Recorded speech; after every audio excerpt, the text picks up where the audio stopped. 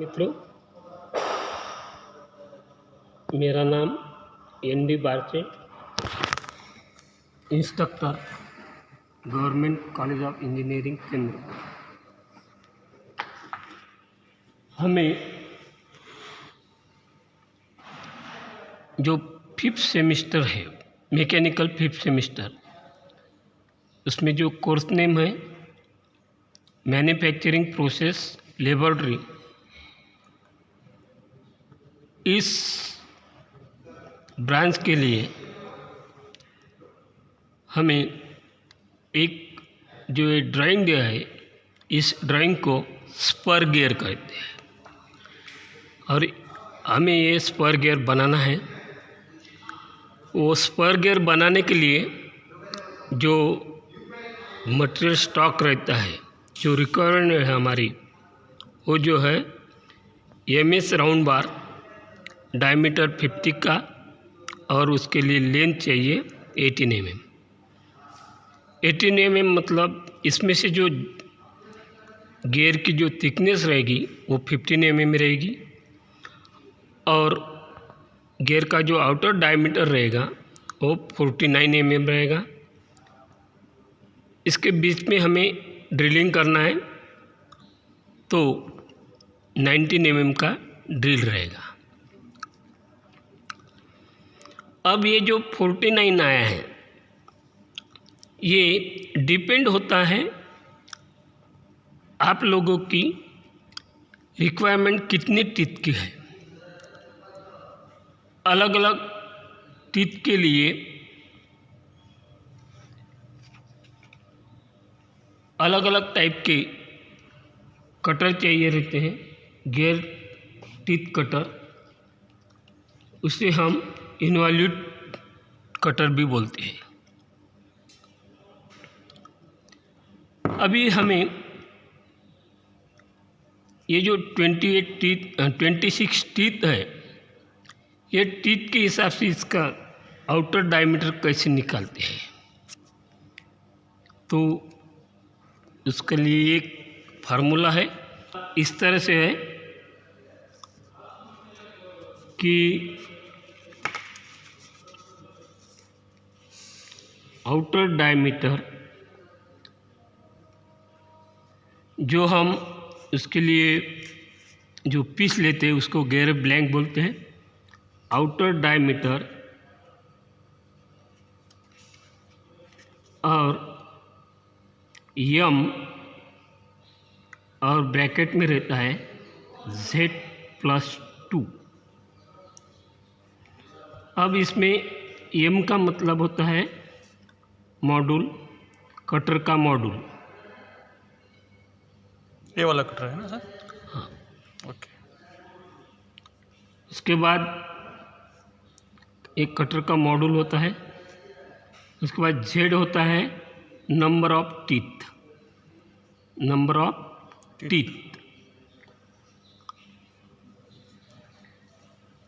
अब हमें जो 26 टीथ चाहिए, 26 टीथ के लिए हमें कौन सा मॉड्यूल यूज़ करना है, उसका चार्ट रहता है।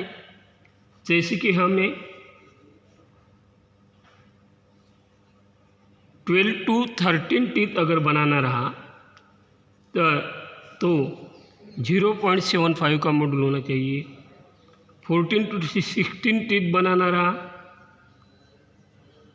तो 1 मॉड्यूल का कटर होना चाहिए।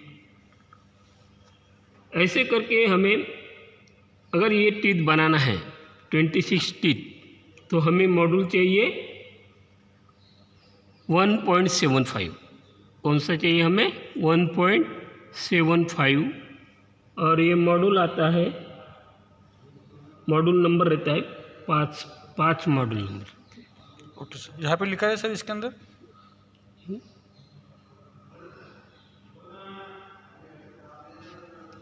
जैसे यहाँ पे 4 दिया है, ये 8 मतलब ये एक सेट में 8 आते हैं इसलिए 8 दिखाते हैं। ये मॉड्यूल कटर नंबर है और मॉड्यूल जो है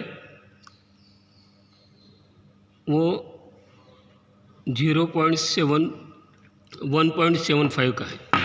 तो हमें मॉडल हो गया।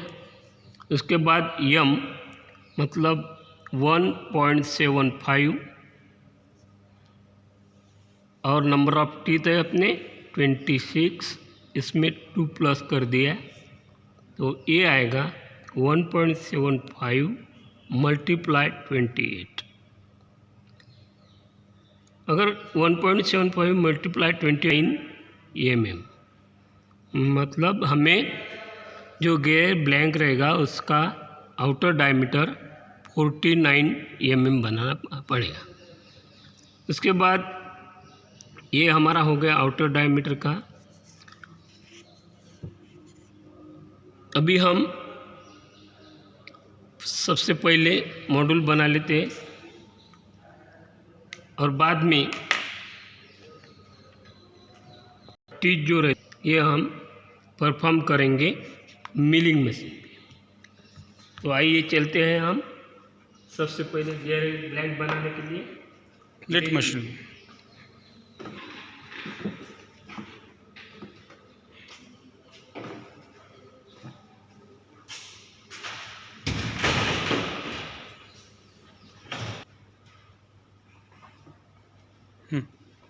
अभी हम पिछली बार की तरह जॉब को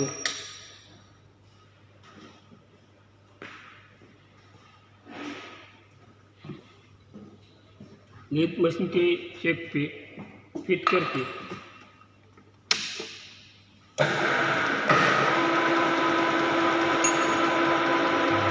उसको फेसिंग और प्लेन टर्निंग करेंगे। उसके बाद ड्रिलिंग करेंगे।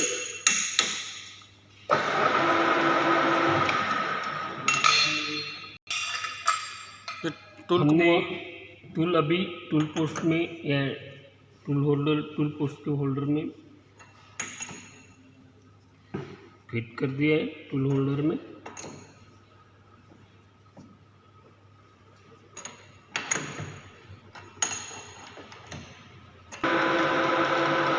Facing operation.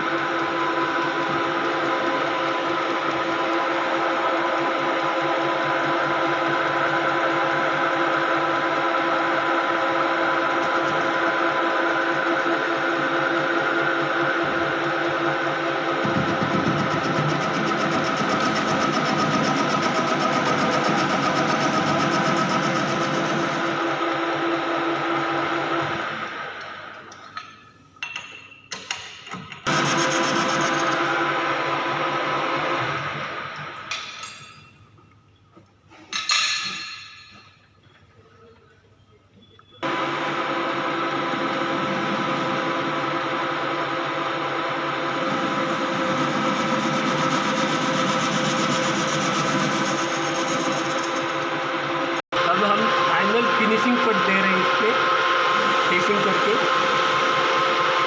तो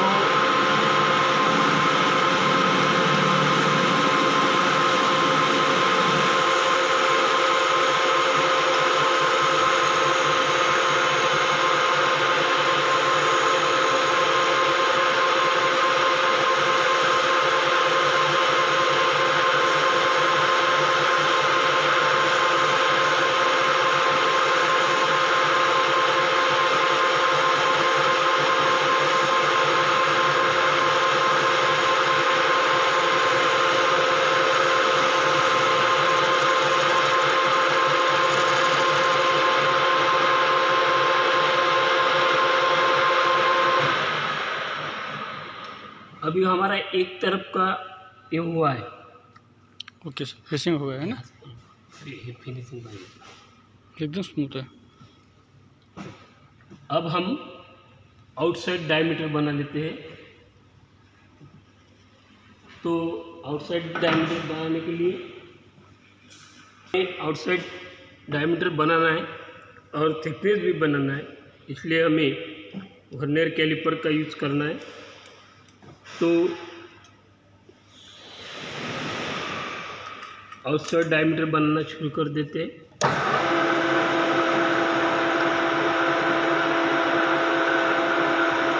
अब ये ओवल शेप है, इसलिए आप लोगों को जंपिंग कर रहा ऐसा दिख रहा है, इसलिए हम इसका और साइज रहता है ये मटेरियल।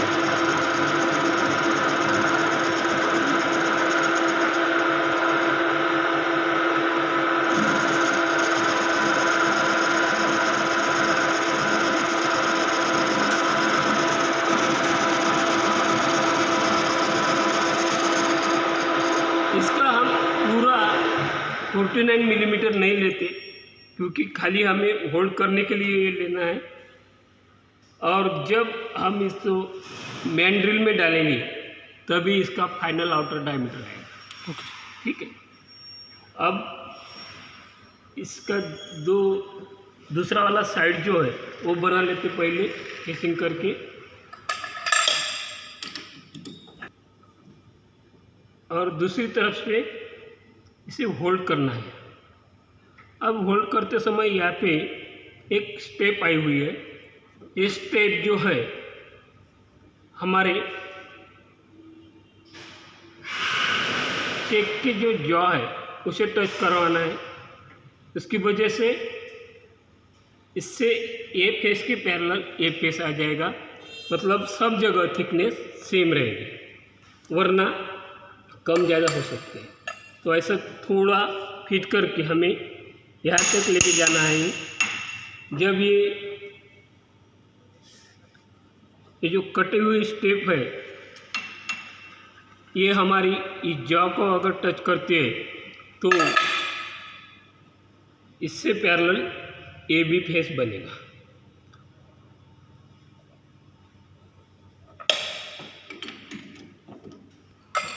पहले अभी इसकी थिकनेस बना लेंगे।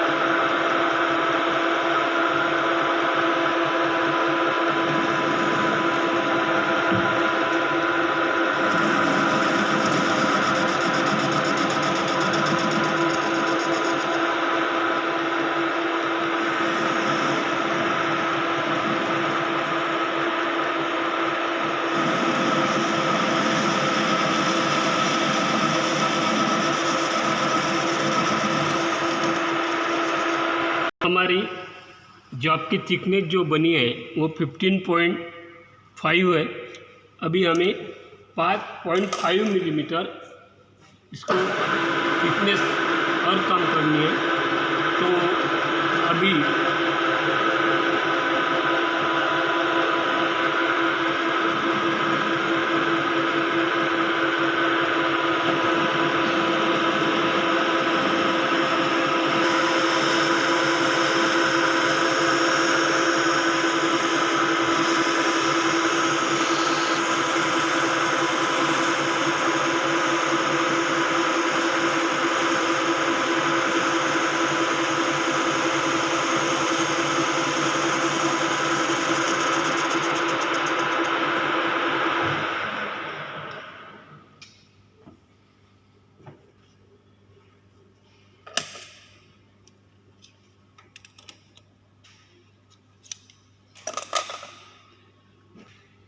एक फिनिशिंग कट लगवा के इसकी फिनिशिंग कर लेते हैं। इसके लिए हम मशीन का स्पीड आरपीएम बढ़ा देते हैं। कहाँ से बढ़ाते हैं सर? 2 मिनट इस बार बताया इसका आरपीएम कर रहे हैं अभी, ये बी पे है और दूसरा जो ल्योर है ये ओ पे लिया है, मतलब 710 इतना स्पीड आरपीएम रहेगा उसका। आरपीएम रहेगा।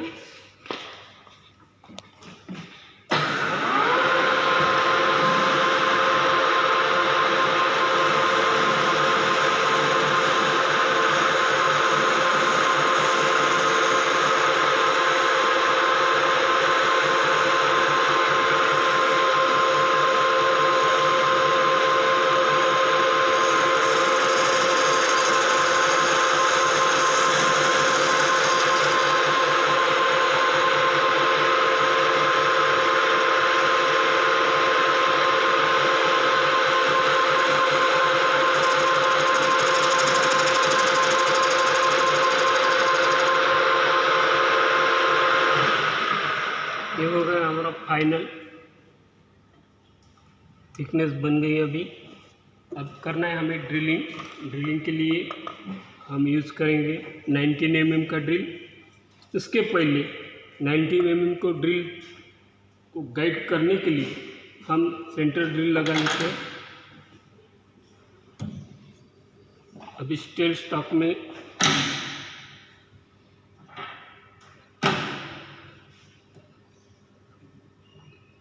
सेंटर ड्रिल फिट किया है।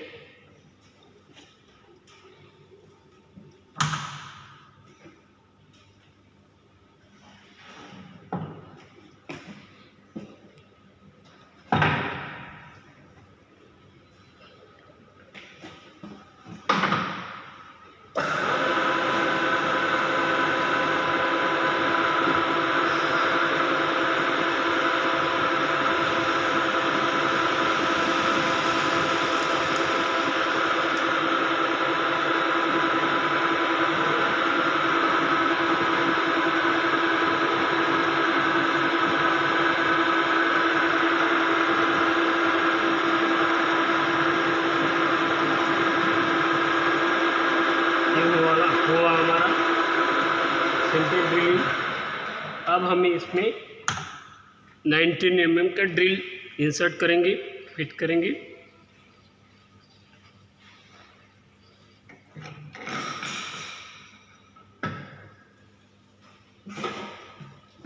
ये ड्रिल 19 mm का है।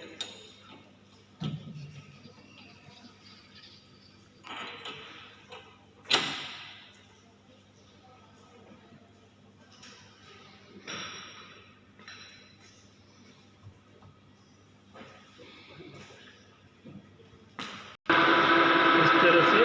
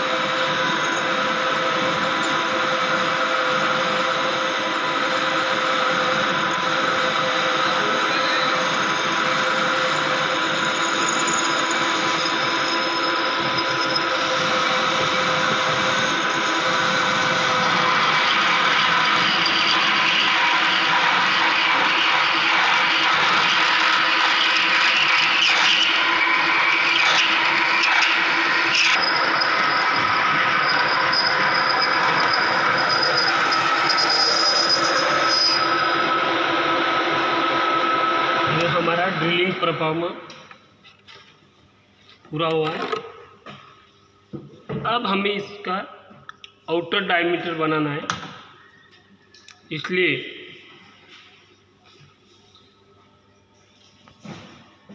जॉब को निकल के एक मेन ड्रिल है, उस मेन ड्रिल में हम इस जॉब को इंसर्ट करेंगे और बाद में आउटर डायमीटर लेंगे। ये हमारे मेन ड्रिल है। इसमें बहुत सारे अपन गेयर ब्लैंक लगा सकते हैं। अब ये सेंटर में आना चाहिए और ये थिकनेस भी ये बराबर आनी चाहिए, इसलिए हम यहाँ पे स्पेसिंग डाल रहे हैं। अब ये हमारा जॉब इसमें इंसर्ट हुआ। इंसर्ट होने के बाद और यहाँ पे बूस्ट टाइप पेसिंग डालेंगे।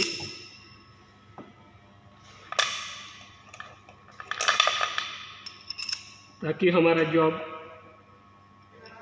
बराबर होल्ड हो जाए।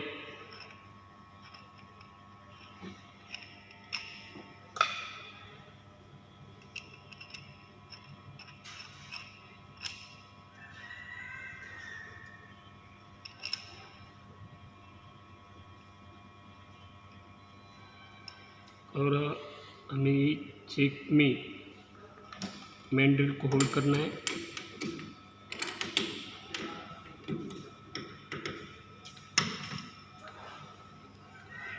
ये वाला नट लगा के और ये जो मैंड्रिल है इसे हमें सेंटर सपोर्ट देना है।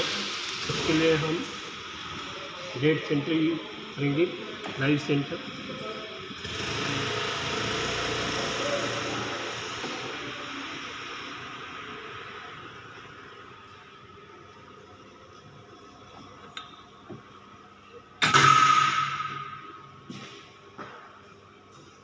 टेल स्टॉक के स्पिंडल में फिट करेंगे और ये मैंड्रिल को इसका सेंटर सपोर्ट दे देंगे ताकि यहाँ पे वाइब्रेशन हो जाए। इस तरह से अब टेल स्टॉक को बेड के साथ लॉक करेंगे और जो स्पिंडल है ये थोड़ा लूज रखकर व्हील की सहायता से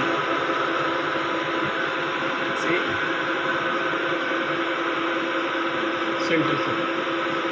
अब ये सेंटर सपोर्ट देने के बाद हमारा स्पिंडल वाइब्रेशन की वजह से पीछे नहीं चले जाए, इसलिए स्पिंडल को भी लॉक करें।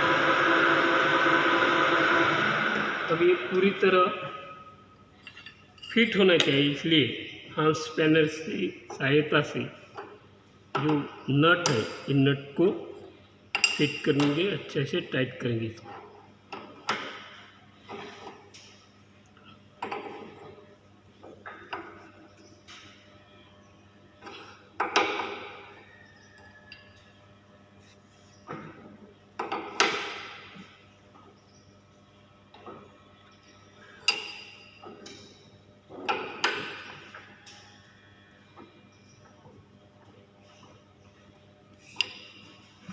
ये हमारा टाइट हो चुका है।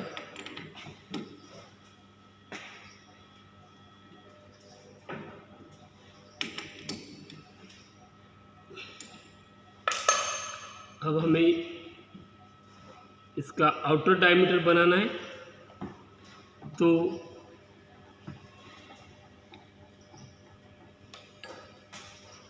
हमें टूल की सहायता से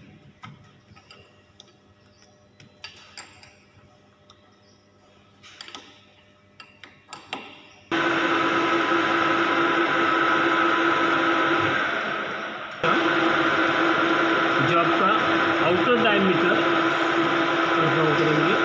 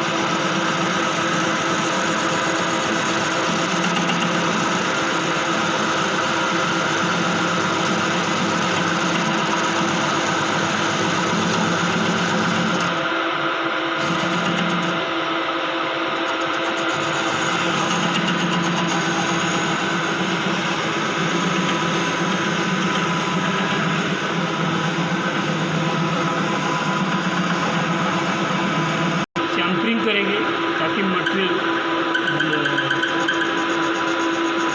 शार्पनर हो जाए और टीथ कटिंग करते समय मटेरियल आराम से रिमूव हो जाए। और दोनों तरफ से थोड़ा थोड़ा कर देते हैं।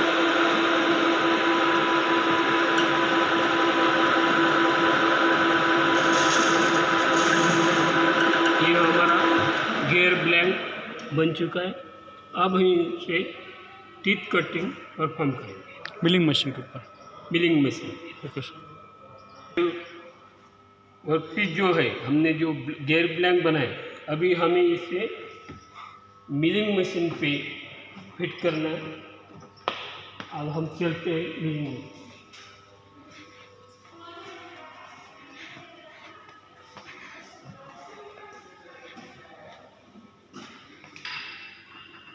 ये है हमारी हॉरिजॉन्टल मिलिंग मशीन। इस पे ये नी टाइप हॉरिजॉन्टल मिलिंग मशीन है। तो इसमें मेन पार्ट जो है एक कॉलम, ये टेबल, वर्किंग टेबल है, ये आर्म है, और ये आर्म के नीचे में जो है इसे बोलते हैं आर्बर सपोर्टर, और ये है आर्बर। दूसरे बात ये जो है इसे बोलते हैं डिवाइडिंग हेड, और ये डिवाइडिंग हेड पे चेक दिया हुआ है। इसमें हमारा मैंड्रिल का एक एंड होल्ड होगा, और दूसरी तरफ ये फुट स्टॉक दिया है, इसमें हमारा दूसरा एंड, इसका जो सेंटर दिया है इस सेंटर में फिट होगा। वो सपोर्ट के लिए यूज करते हैं ना? के लिए। अच्छा, जो वहाँ पे जैसा वो दो टेल स्टॉक था, ये इसको टेल स्टॉक की तरह। ओके। अब हमें ये देखना है कि इसमें एक इंडेक्सिंग, ये जो इसे इंडेक्सिंग प्लेट बोलते हैं। ये इंडेक्सिंग प्लेट का यूज ये होता है कि हमें कितने टीथ बनाना है, और वो टीथ में जो ये छेद दिए है, इस जो छेद का जो है बड़ा महत्व है इसमें। इसके अंदर एक वर्म और वर्म व्हील रहता है, जिसके ऊपर वर्म व्हील के ऊपर 40 टीथ बनाए हुए रहते हैं। ओके। मतलब हम अगर इसका एक रोटेशन कंप्लीट करते हैं तो इसका ये खाली एक ही टीथ वर्म व्हील का जाएगा, और इसका एक रोटेशन कंप्लीट हो जाएगा। इसका एक रोटेशन कंप्लीट करने के लिए एक ही टीथ चला जाएगा। अगर हमें पूरा का पूरा अगर 40 टीथ घुमाए तो इसकी 40 रोटेशन कंप्लीट हो जाएगी। ओके, सही बात। तो इसलिए एक फार्मूला है कि नंबर ऑफ टीथ जो रहते हैं वो बनाने के लिए 40/n, 40 मतलब इसकी जो रोटेशन है ये 40 है करके 40/n, n मतलब नंबर ऑफ टीथ। ओके। और उसे हमें 26 टीथ बनाना है। 26 टीथ बनाने के लिए एक फार्मूला आता है जो number 40/n, n is equal to number of teeth. हमें 26 बनाना है टीथ, तो 40/26 आएगा। हमें इसे ऐसा कन्वर्ट करना है जो कि हमारे इंडेक्सिंग प्लेट पे नंबर्स दिए हैं, वो जो नंबर्स है वो नंबर्स इसके डिनोमिनेटर में आ जाए। तो सबसे पहले हम इसे एक कॉमन नंबर से डिवाइड करेंगे, तो वो कॉमन नंबर 2 से डिवाइड करेंगे। 2 से डिवाइड अगर करते हैं तो इसका आंसर आ जाएगा 20/13। लेकिन हमारे इसमें 13 नहीं है। हम ये जो है ये सिंपल फ्रैक्शन है, इसे हम मिक्स फ्रैक्शन में कन्वर्ट करते हैं, क्योंकि हमारे डिनोमिनेटर में 13 कम है और न्यूमरेटर में 20 है। हम इसे कन्वर्ट करते हैं मिक्स फ्रैक्शन में। अगर कन्वर्ट किया है तो 1/7/13 आ जाएगा। ओके, सही बात। अब हमें ये जो नीचे वाला जो पोर्शन है, जो डिनोमिनेटर है, इसे हमें कन्वर्ट करना है। इस इंडेक्सिंग प्लेट पे जो भी नंबर दिए हुए हैं ये नंबर इसमें आना चाहिए, डिनोमिनेटर में ये वाले नंबर आना चाहिए। इसका मतलब ये होता है कि ये 24 दिया है, तो ये जो सर्कल है, इस सर्कल में 24 ड्रिल्स है, छेद है। 25 में 25 है, 28 है। तो इसमें से जो भी नंबर है वो हमारे डिनोमिनेटर में आ जाएगा।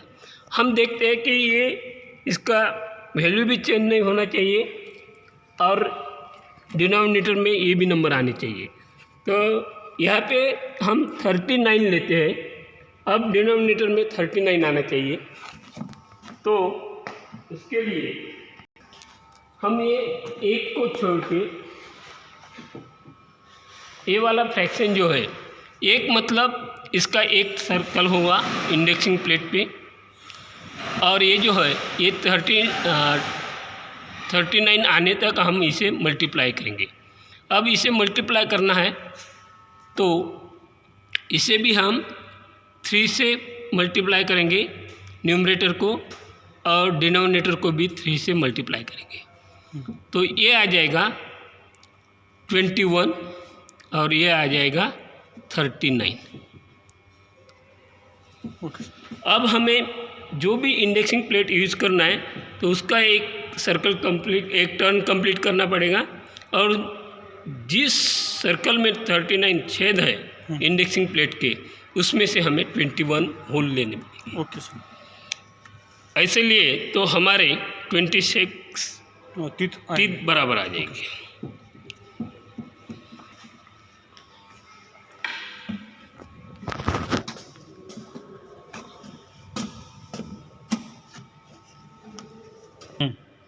ये जो मैंड्रिल है, मैंड्रिल हमें डिवाइडिंग हेड के चेक में फिट करना है इस तरह से।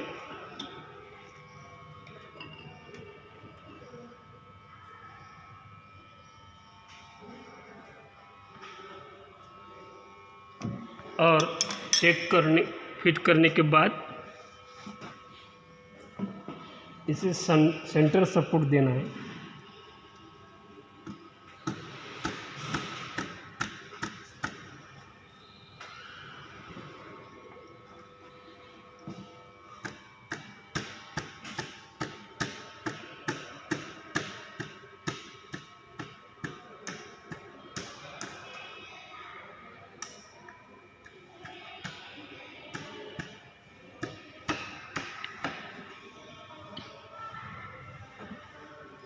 और ये बोल्ट को, नट को अच्छी तरह से टाइट करना है हमें, ताकि वो पीछे ना जाए। पीछे ना आ जाए। स्टॉक जो है ये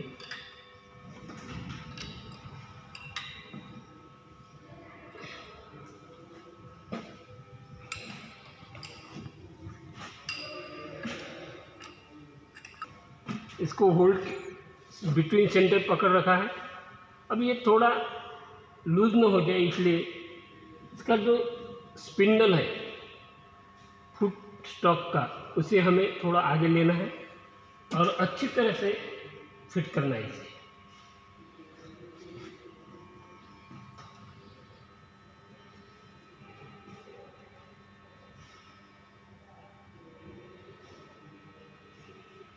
और फिट करने के बाद इसे लॉक करना है ताकि वो वाइब्रेशन की वजह से पीछे न चला जाए।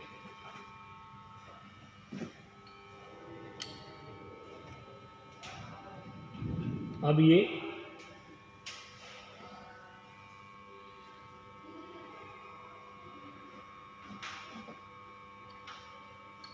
लॉक हो चुका है।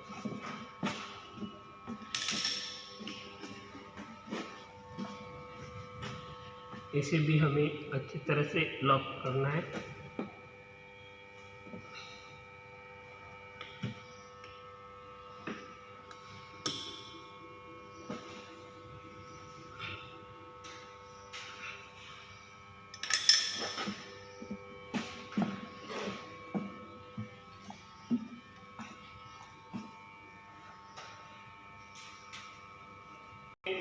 चेक और ये जो स्टॉक है इसके बीच में अच्छी तरह से मैंडल को होल्ड किया है। अब हमें 39 जहाँ पे भी है वहाँ पे हमें ये पिन इंसर्ट करनी है। इसके लिए इसे हम पहले एडजस्ट कर लेते हैं बराबर। 39 होल के सर्कल में लेना है इसे यहाँ पे, और इसे टाइट करके रखना है। टाइट कर दिया आपने।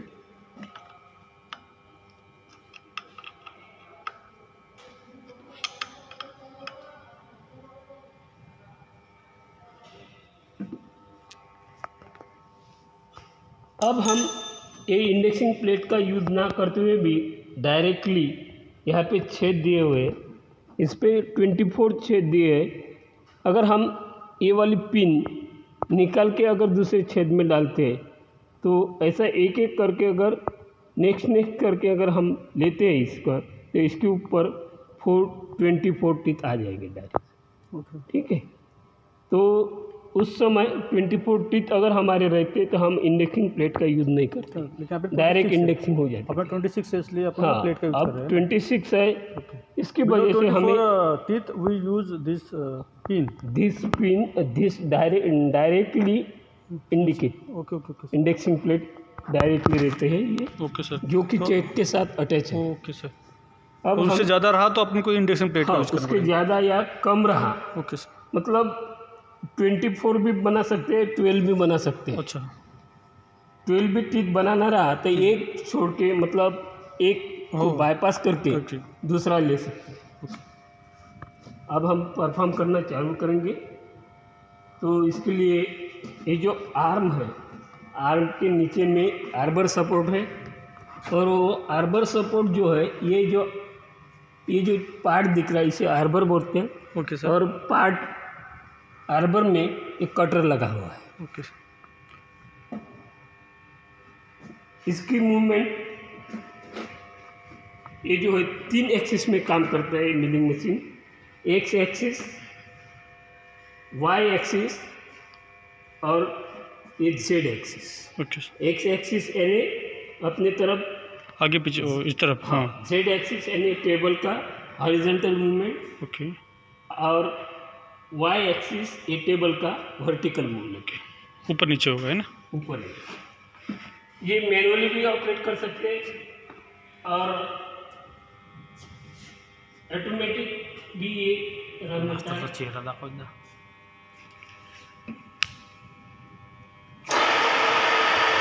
यहाँ पे ऑन, स्टार्ट और स्टॉप की बटन दी हुई है। ये व्हील से मैनुअली ऑपरेट करने के लिए ये वाला व्हील अगर हम यूज करते हैं तो टेबल की एक्स एक्सिस में मूवमेंट हो जाएगी। ये यहाँ से वर्टिकल मूवमेंट के लिए ये वाला दूसरा हैंडल है, इससे हम टेबल को ऊपर नीचे स्लाइड कर सकते हैं। इधर वाला, इससे हम टेबल को जेड एक्सिस में घुमा सकते हैं, एक्सिस में असली मतलब ट्रेवल कर सकते हैं। अब हमें इसे ऑटोमेटिक में चलाना है तो वो भी यहाँ पे रिवर्स दिए हुए हैं, तो हम वो भी ट्राई करके देख लेते हैं। ये देखिए, ये जेड एक्सिस में मूवमेंट हो रही है टेबल की, और हमें वर्टिकल चाहिए तो हम वर्टिकल भी इससे ले सकते हैं।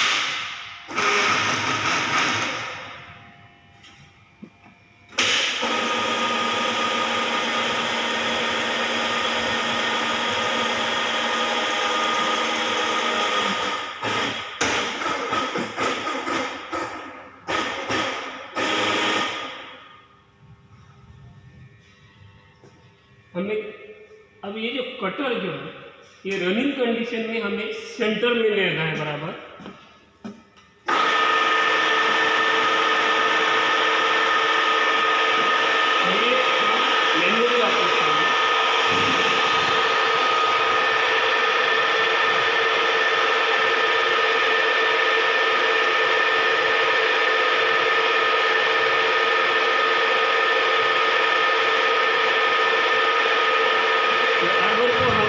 क्लॉकवाइज डायरेक्शन और एंटी क्लॉकवाइज डायरेक्शन दोनों डायरेक्शन में घुमा सकते हैं।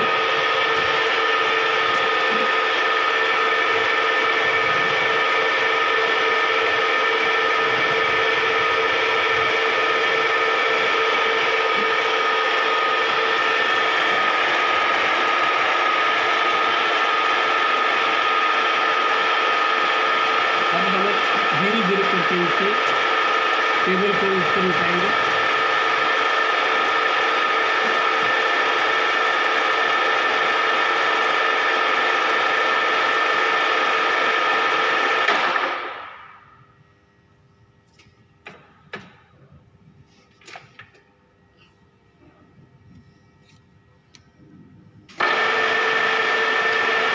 हमारा फुल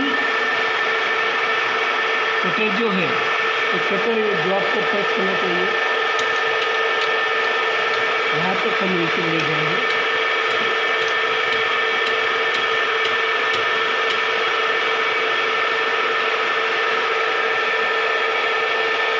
जैसे ही कटर चाहिए जॉब को टच होगा वैसे एक आवाज़ आएगा।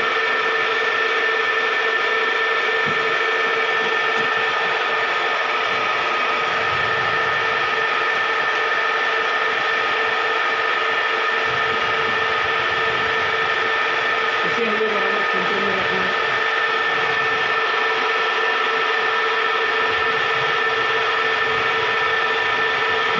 और इसे धीरे धीरे ऊपर उठाना है टेबल को।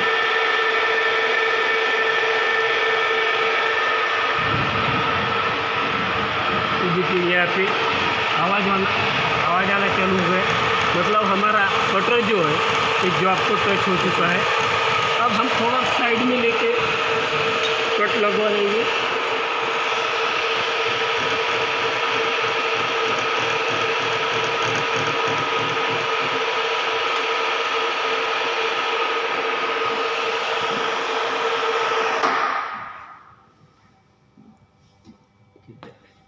चेंज हो चुके हैं।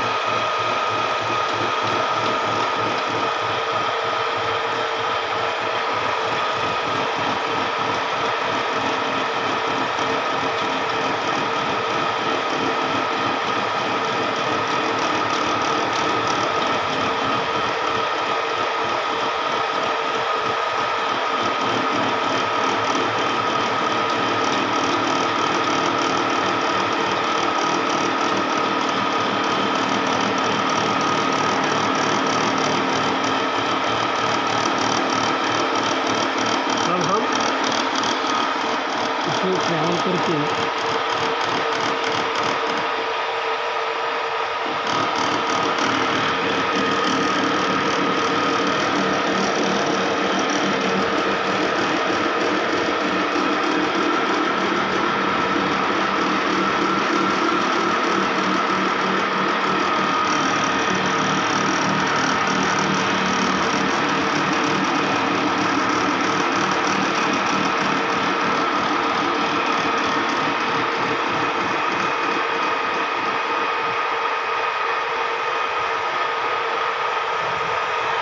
हमारा एक तरह का एक पीस कट हो चुका है।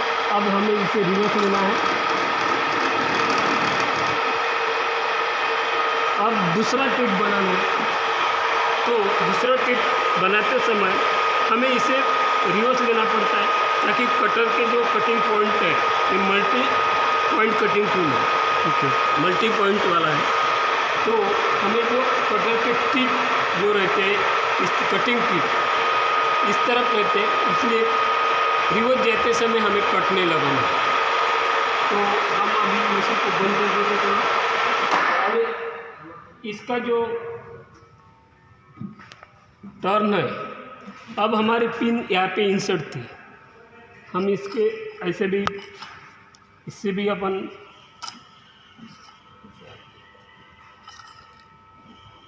यहाँ पे थी, हमें उसमें से कितने टिप लेने हैं?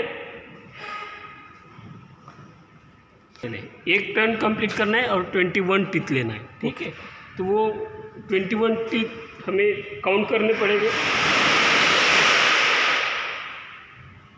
इसे भी हम एडजस्ट कर सकते हैं। अब ये यहाँ से हम 21 टिप लेंगे, 1 2 3 4 5 6 7 8 9 10 11 12 13 11 12 13 14 15 16 17 18 19 20 और 21, ये हमारा रहेगा लास्ट। अब हमारा ये जो रोटेशन रहेगा, इस पिन को निकालना है। जब हम इंडेक्सिंग प्लेट या डिवाइडिंग हेड को मूव करते हैं, तब हमारा कटर जो आपको टच नहीं रहना चाहिए, एक हमें ध्यान रखना है। अब है ये जो पिन है, इस पिन को रिमूव करेंगे और यहाँ से घुमाना चालू करेंगे। एक ये हो गया एक टर्न, और यहाँ से लिए है अपन ने 21 होल्स, मतलब एक रन और 21 होल पे ये पिन जाएगी। ओके, हो सही बात। अब ये दूसरा टिप कट होगा। अच्छा, हर बार वही मूव करना पड़ेगा अपने को, है ना सर? हाँ। ओके।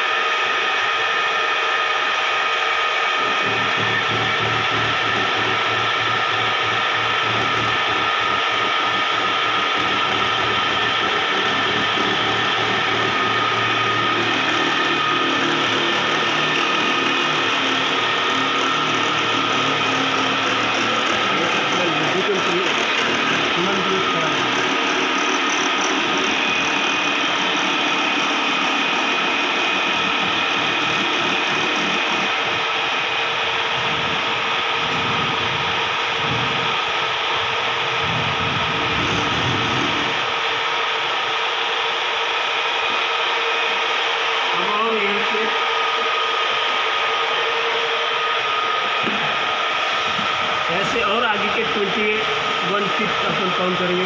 1 2 3 4 5 6 7 8 9 10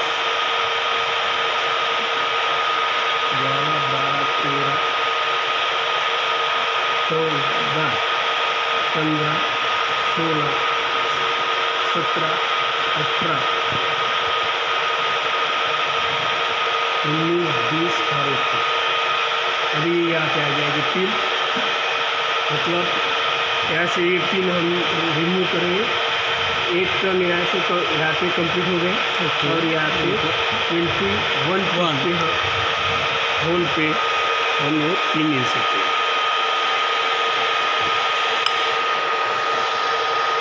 और अभी नेक्स्ट थ्रेड कट होगा अपना, है ना? अब थर्ड वाला कट होगा।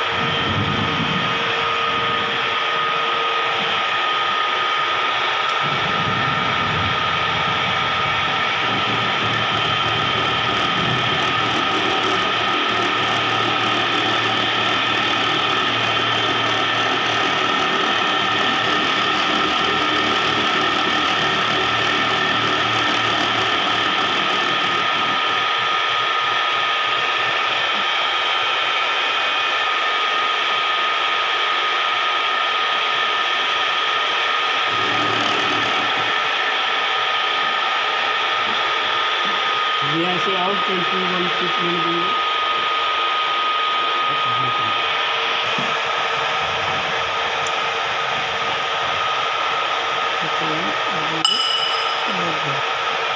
ये अपना 4th राउंड के लिए 4th टिप के लिए रेडी हो गया, है ना सर? ओके।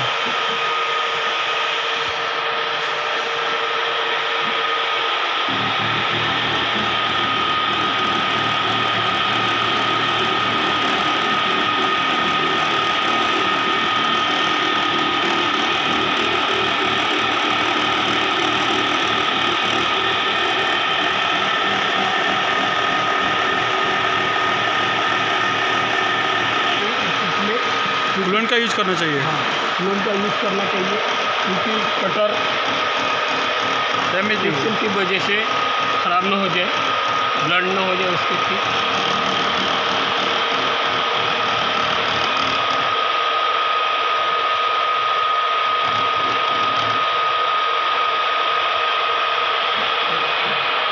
हमें इसे 26 बार रोटेट करना है और 26 बार रोटेट करने के बाद हमारा जॉब रेडी हो जाएगा। कंप्लीट है। ओके।